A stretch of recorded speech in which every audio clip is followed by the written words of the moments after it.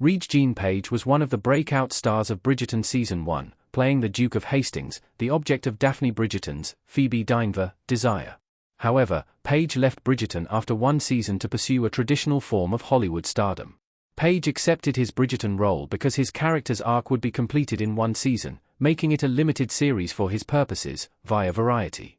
Fans worried how Bridgerton would fare without Simon Bassett, but the show has only continued to thrive while Page*'s career momentum appears to have slowed.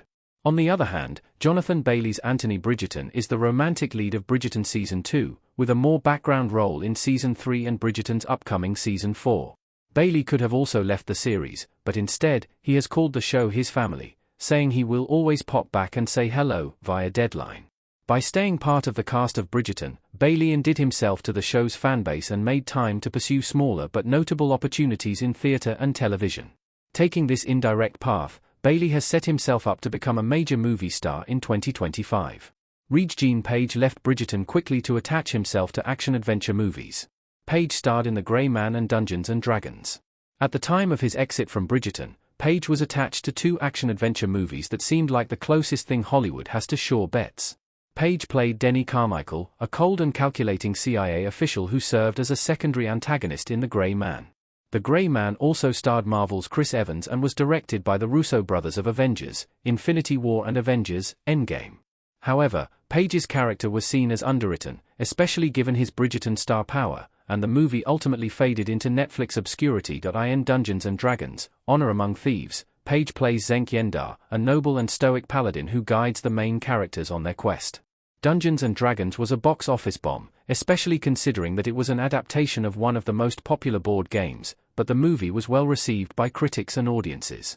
Page's character, in particular, was praised for his self-aware humor and comedic timing of such an earnest, straight-laced persona. Page seems to be pursuing a classic Hollywood leading man trajectory by taking smaller roles in movies that could be major hits, like how Glenn Powell's role in Top Gun: Maverick led to his lead casting in Hit Man.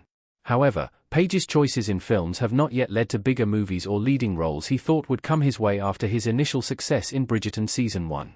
Even though Page was in consideration to play James Bond once, since the release of The Grey Man and Dungeons & Dragons, he has not been notably active in new projects.